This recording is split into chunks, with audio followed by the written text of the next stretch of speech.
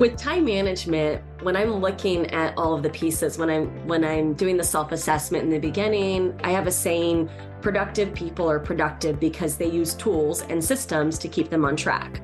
Welcome to Rise and Stride, where we empower you to take your next step in an ever-changing business landscape. Here's your host, Denise LeDuc-Frumming, President and CEO of the California Society of CPAs. Hello and welcome to another episode of Rise and Stride. With me today is Sarah Tetlow, CEO and founder of Firm Focus, a coaching and consulting firm designed to help professionals with productivity and efficiency. Prior to launching her own company, Sarah spent a number of years as a legal assistant, paralegal, and marketing and business development manager at various law firms. Thank you, Sarah, so much for joining us today. Thank you so much, Denise, for having me. I'm looking forward to having a conversation with you today. I am too. I'm extremely excited because who can't use more productivity and being more efficient, especially today with everything that's coming at us. So I'm just really looking forward to the tips that you can share with me and our audience today. Yeah. So maybe we can start by you just telling us a bit more about Firm Focus and what led you to launch your company. Very industrious, I must say. Yeah. Yeah. So as you mentioned, I spent about 15 years working in law firms and working my way up to the last position I had was the marketing and business development manager. But prior to getting that role as a litigation paralegal, one of the skills I brought to the table that I just always was really good at was really organized. And I had effective project and time management skills. And lawyers they're very, very intelligent people. But a lot of times time management is just not a skill that they really have. Or what worked well for them, say in law school, the time management skills that they applied at that point in their life don't translate very well to the practice. And so when I was in law firms, it was just part of my role day to day to help them with that. And in 2018, this sort of light bulb moment came up where I was really exploring what was I good at? What did I enjoy doing? Where was there a need in the industry? Where did my passion lie? And I had that gift of kind of comparing my role as a litigation paralegal with the marketing and business development role. And ultimately, I landed on this idea of, oh my gosh, it's something I've always done is helped lawyers with time management. And I love doing it. And it came pretty natural to me.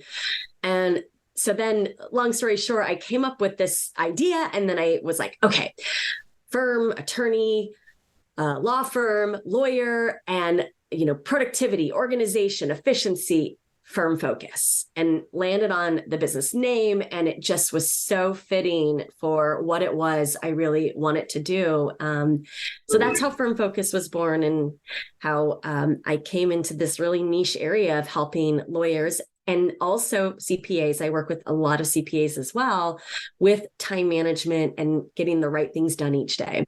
Right. Who doesn't need that for sure? And I really like when you talk about, because when I talk to a lot of entrepreneurs, they always mention their passion, right? They kind of connect the passion they have, the skills that they have, and then they move forward with something that really interests them. So it's always interesting to hear kind of that connector piece.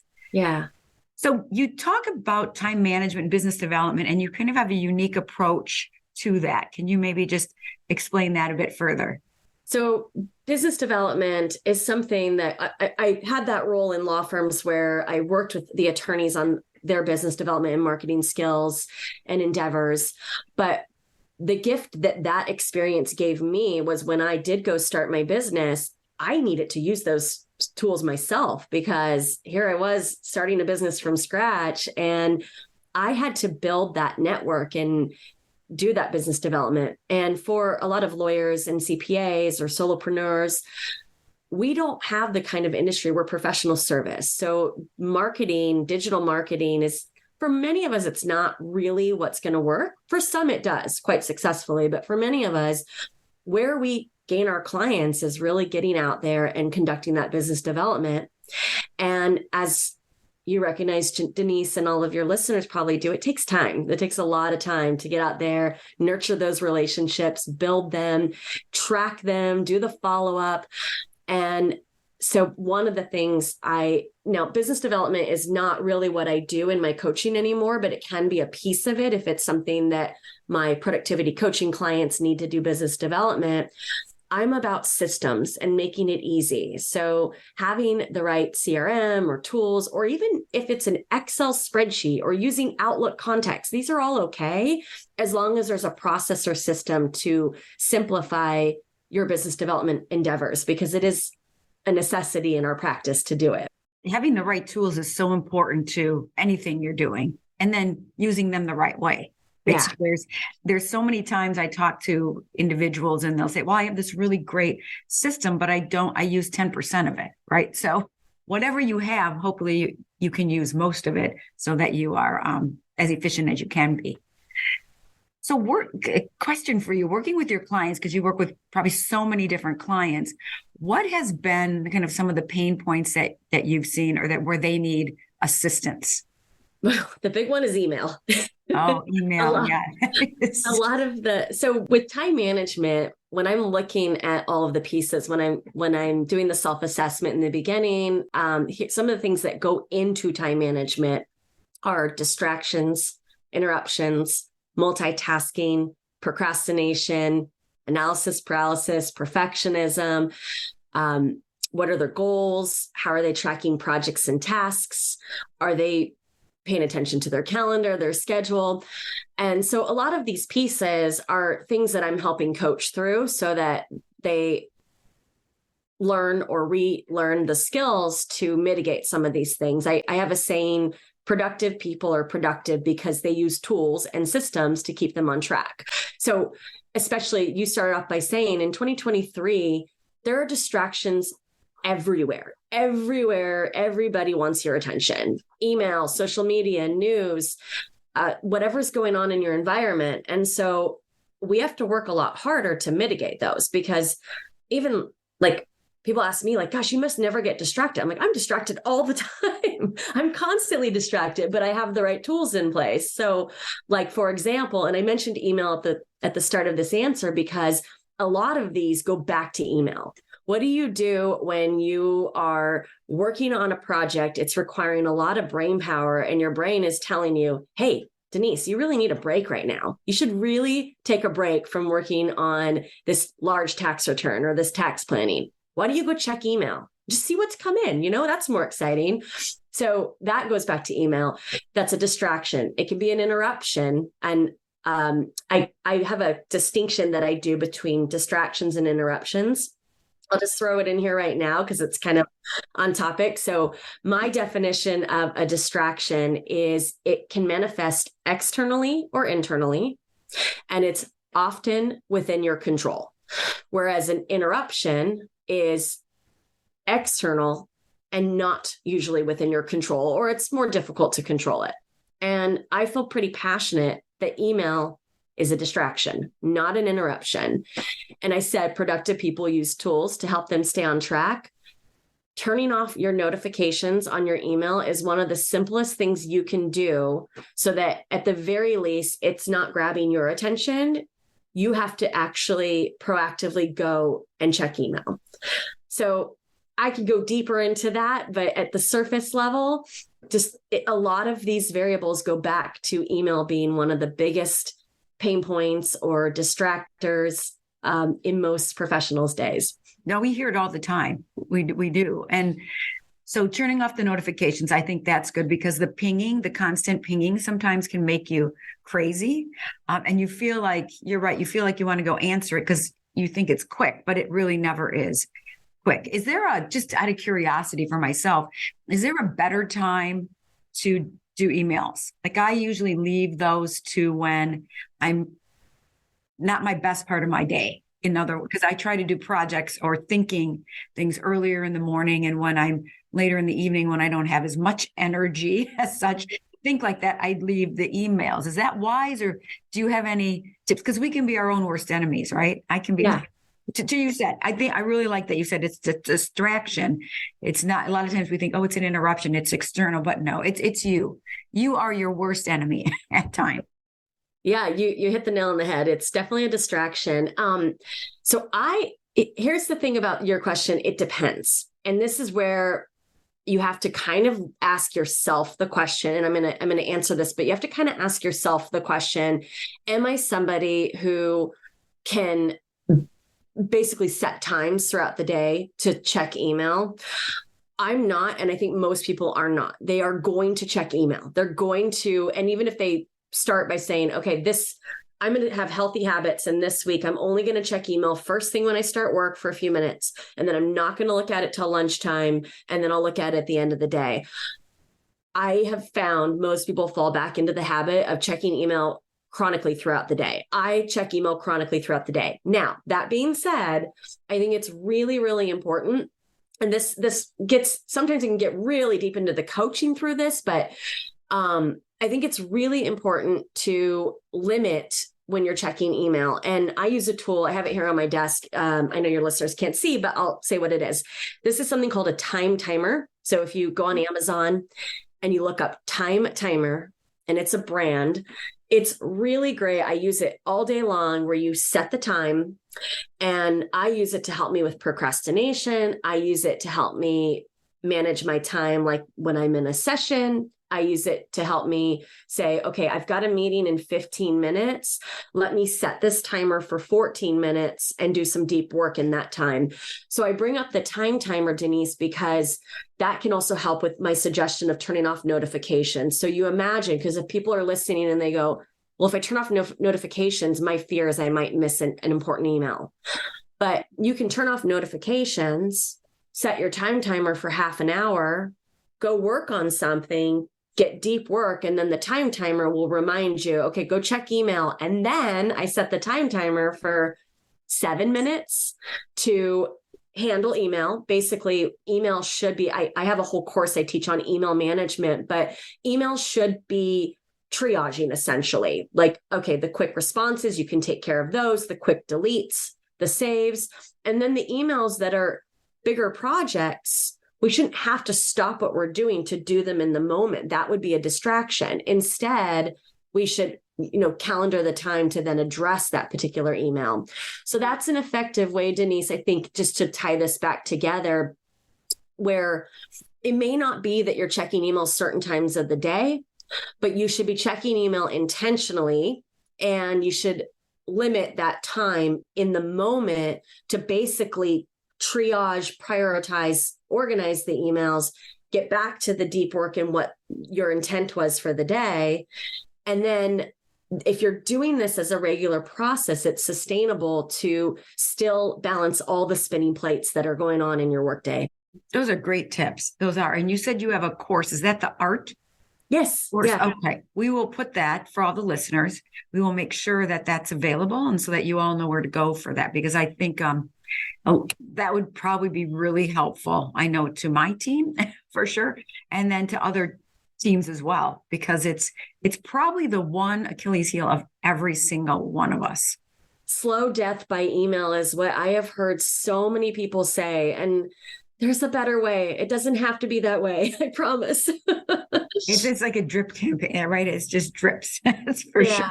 So that's good. That's a great advice and a tip, and we will make sure our listeners have that. When we talk about time management, productivity, delegation is a big piece of that. Are you delegating? Are you doing that the right way and when it's appropriate? So do you have thoughts on, you probably do, you have many thoughts on that you can share? I do. So I actually, one of my programs I do trainings on is called Learn to Do More by Doing Less. And that's all about delegation. To make a quick distinction, because that program, and that's what I'll talk about a little bit now, that's really designed for the human to human delegation. So you're delegating to someone else on your team. But when we think of delegation, I want to not leave out that delegation could also be in the form of automation. So there are a lot of even tools or software that are available that can help automate some of the things we do. And just to give an example that I think is one of the most obvious ones, and ones that even my CPA clients have asked me about, is like booking sessions and scheduling. And so there are the main two that are on the market that most listeners may have heard of, if they've heard of these, is Calendly or Acuity. So I get asked about those two a lot. I won't go down that rabbit hole in terms of comparison. They're both great. But I do like to mention two things for those that use Microsoft Outlook.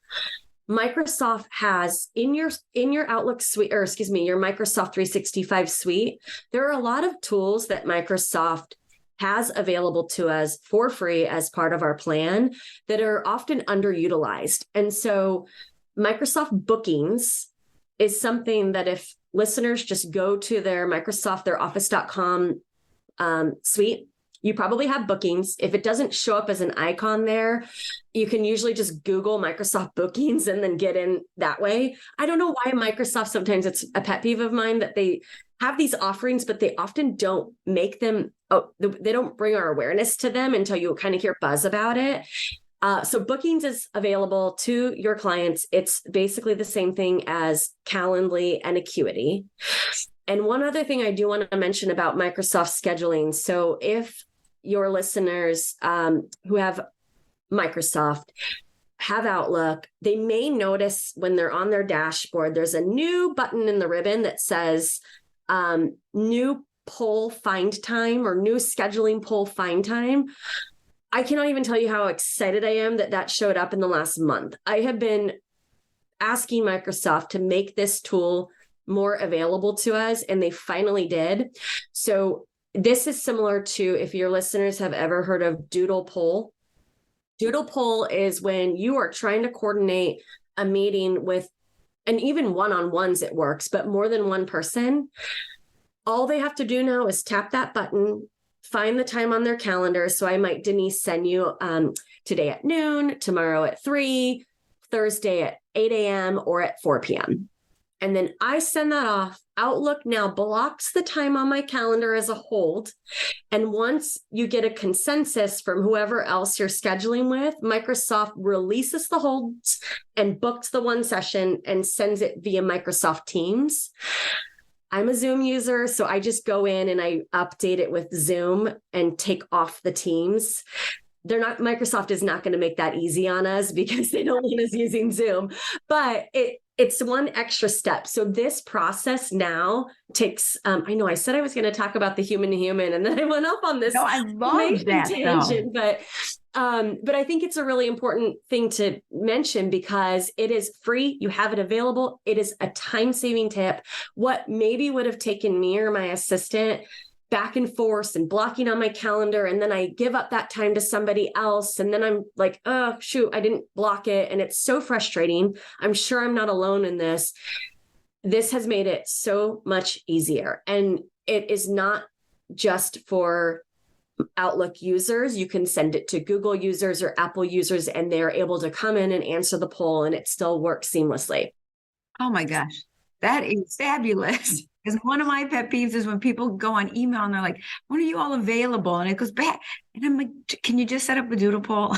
Yeah. Say this, because it just is a time suck. It just takes so much time. And I use Calendly. I like that. I like Calendly and Acuity, but this is amazing for that kind of thing. I will say, if anyone's listening and they just want to see a little demo of this, they're welcome to email me. I already have a little video demo that I can just send to them, and they can just see how it's used in real time. And I show both ends in that demo video, or I don't know if it's appropriate to put it as part of the show links as well. I'm happy to do that too. We can do that. Sure. Can I answer the other side of this now? Oh, gosh, please. This is just so good. Thank you. I'm going to go into the human to human side, and then I got excited. So no, I love it. On the human to human side, so this learn to do more by doing less, I actually created this acronym. I love acronyms. Our email is an acronym, ARTT, but I created an acronym called TORQ.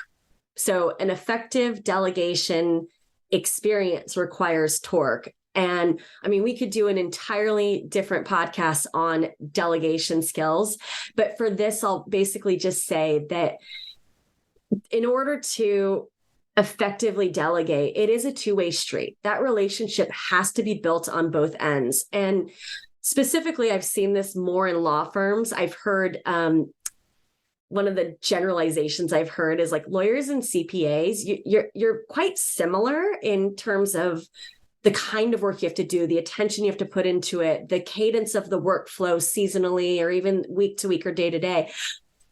But I've heard CPAs are nicer. Our CPAs will like that. Yes. And with lawyers, I see when delegation doesn't work, a lot of times it's because of this idea of the hierarchy. And I told you to do it, so do it and get it to me by this deadline. And if you don't, then you've lost that trust with me. But in that process, in that relationship is a relationship, and it is a two-way street. And without going too deep into procrastination is not an identity, it's a habit. And it's a habit that comes up when someone is really stressed about something. And so if you can imagine an associate or a junior associate who is working in a relationship where they're getting delegated to by a partner who just expects them to get the work done, isn't really available to them for questions or guidance or mentorship or leading them in any way. And it's one of those moments where if I don't do it and I just say I didn't have time, that actually has a better outcome than if I try to do it. My work product sucks. I can't meet the deliverable. I don't really know what I'm doing because I've never done it before. I have questions, and this partner is not somebody who has an open door policy. Then it's easier for me to just say, I'm sorry, I didn't have time, or I couldn't get to that. But with effective delegation and the TORC acronym, I won't get into each letter, but essentially just to kind of sum it up here, if it's a two-way street, and if the delegator understands that the relationship needs to be nurtured from both ends, ultimately you can create an environment through repetition, through a little time management, through leadership that can create a very effective delegation process and relationship amongst those that are a part of it. So that kind of sums that up here. But yeah. I'm glad you brought that up of the two-way street, though. I think a lot of times it's like, here, I'm giving you this, do it. But there's so much more, the respect, understanding, and expectation setting that needs to be there that isn't. So more to come on that. We can always have another podcast so we can go into that in more detail, because I think that's really important for young leaders as well. Because I know for me, that was hard initially because I thought, I just want to do it. It'll be fine. But I was doing myself and, others that work with me a disservice. So yeah. Something you have to learn, honestly. So you were talking about leadership. So I want to ask you, just your thoughts on leadership. What are some characteristics or qualities that you think today? Because I would say leadership is being redefined. I think it's more, I always believed in servant leadership. People would look at me like, are you crazy? What is that? Maybe I just was a couple, 10 years ahead of just where we were going to go with empathy and so forth. But I think it's changed. I think the qualities have changed. So tell us kind of some of your thoughts on that. So I think a good leader, and I'll admit something here, I'm still evolving and learning about this too, but I do think a good leader is somebody who listens and leads by example, not by the words. If I can, I'm just going to share a little bit about my husband, if that's okay. Oh, that'd be great. Yes. So he is VP of operations for a restaurant group that is based here in San Francisco Bay Area. He's actually in Texas right now, though, they have a property in Texas and a property in Utah that he oversees. And he is senior VP of operations, but here's someone who has been in restaurant industry for 25 years. And he started as a busboy, and he went to college for restaurant and hospitality, but he worked his way up, bartender, busboy to server, bartender, assistant general manager, sommelier, GM, and then like junior operations up to senior VP. So I've seen his whole history and how he's worked his way up. And even though he's the guy that comes in and makes sure front of the house, back of the house, client service, everything's operating smoothly on all the properties he manages, he is that guy who will walk in his suit or shirt and see that the bartender is just so overwhelmed and stops what he's doing to go over, roll his sleeves up, get behind the bar, get drinks going for an hour, make sure that everything is running smoothly again, and then goes and deals with someone who is on the brink of, getting fired or something. And I see that and I'm like, that is a leader who, and I hear from his employee, not directly, but indirectly, I hear from the people that he works with that they really value him for that. So they know that he'll come in and step in if need be. So I think that's a visual that we all understand because we all walk into restaurants, and that kind of can create a visual for everyone that in my mind, I'm fortunate enough. I have a leader who I live with that I can kind of see and help set the example for me. No, it's really important to understand words are empty, but what you do, that's what people see, right? Even as a parent, that's so key. We have, kids. So it's really important. I like that. That's great, especially in the restaurant business. That's gone through a lot of changes and through the pandemic. It's tough road. So kudos to him. Thank you for service and for being there. Yeah. For all of us, because that was the outlet that we all had during that time that was so important. Yeah. So I have a question because I was listening, like I said, to one of your videos at the beginning when we had a conversation, and you mentioned butterfly thoughts? And I just thought, not upon there, but I just thought that is so, some of your, just how you're thinking about that. So maybe you can share that with the audience. Yeah. So that came out, and I have a cute little graphic on my website that my assistant had drawn up for me. We were in a session. I was talking about butterfly thoughts, and she was so sweet and had a friend of hers who's an animator draw that picture. So this is something actually years ago, like when I couldn't sleep, I would, if I couldn't fall asleep at night, or if I woke up in the night and thoughts were spinning or something was spinning, I had these steps that I would create in my mind. I would picture, and it's sort of like a meditation, but you have to get very clear. Like I would have to make sure I see myself as this cartoon character first. And it's really hard because the thoughts are flying through, right? So I would have to clearly get this character. And then she would have a net and she'd have a box. And then she would take her net and she'd grab the thoughts that are swimming in my head and get them into the box and keep putting them in there until they're gone. And then inevitably what happens is another thought's going to come swooping through. And either she grabs it and puts it in a box, or that's really the one thought that is keeping her up. That's why it came in later. So I called them butterfly thoughts because butterflies are not out at night. And similarly, I don't think that our to-dos and thoughts and noise should really be out at night. We should be getting rest and sleeping.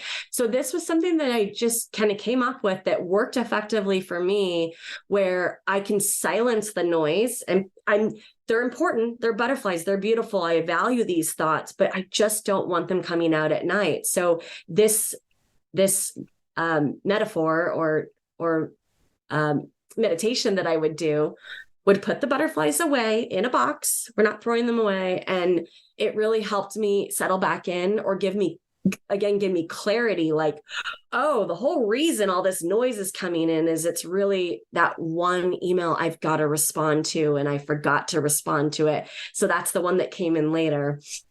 And then I've never been the kind of person that will get up and do it. I am actually pretty fortunate. I think with some of the systems I have, I don't wake up in the night and go, oh, I have to reply to that one email. I better get up and do it right now. This whole butterfly thoughts actually helps me just fall back asleep. And then when I wake up in the morning, it is like that one thought.